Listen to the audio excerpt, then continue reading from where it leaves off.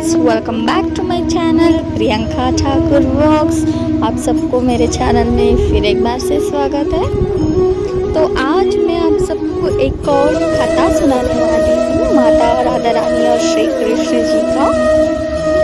ये कथा कुछ ऐसा है कि प्रेम के आगे किसी वस्तु का मोल नहीं है, प्रेम को तोला नहीं जा सकता है और प्रेम ही परिशुद्ध है, प्रेम ही महत्वपूर्ण है।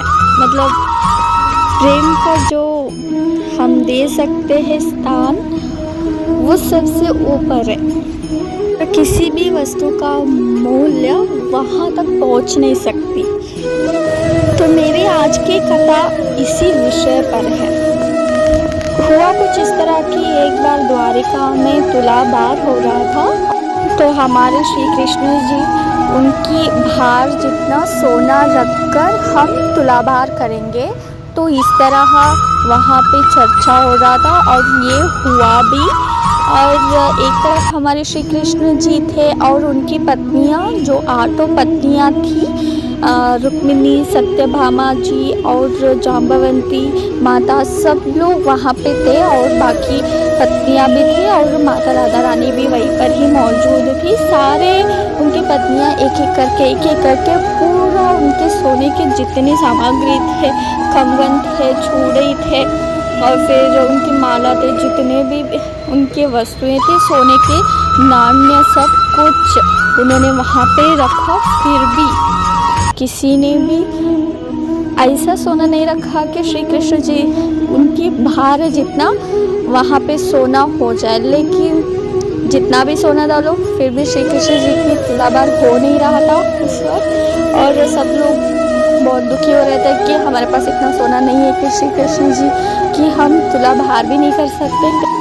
और सब लोग चिंतित हो गए और बारी आ गई रुक्मिणी माता की। उनके पास इतना सोना नहीं था। बाकी पत्नियों को अगर उनसे जुड़कर देखेंगे तो जब माता रुक्मिणी बहुत चिंतित हो गई तो माता राधा रानी उनको थोड़ी सलाह दी कि राधा रानी रुक्मिणी जी से कह रही थी कि देखो रुक्मिणी, अगर तुम अपनी सच्चे मन से, पूरे आत्मविश्वास से, पूरी भक्ति से अगर तुम एक तुलसी पत्ता भी रखोगी तो श्री कृष्ण जी उसको ले लेंगे, अपनी भक्ति मानकर उसको स्वीकार करेंगे। पहले माता रुक्मिणी जी भी नहीं, उन्होंने कंगन रखा और फिर उनकी एक माला थी वो भी रखा, फिर भी उनका बाहर आया नहीं था।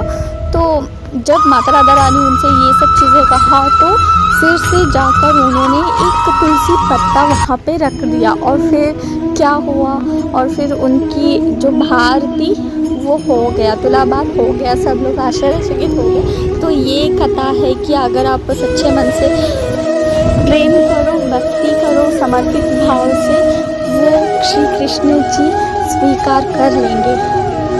तो प्रेम से बढ़कर उनके लिए कुछ भी नहीं है। तो मेरी आज की कथा यही है। तो इस कथा को मैं यहीं पर समाप्त करती हूँ। और भी बहुत सारे माता राधा रानी और श्री कृष्ण जी से जुड़े हुए बहुत सारे कथाएं हैं जो मैं आपके सामने लाने की कोशिश करूँगी। अगर मेरी आज की कथा आपको अच्छी लगी तो प्लीज़ मेरे चैनल को लाइक और शेयर, सब्सक्राइब करो। धन्यवाद। Thank you so much.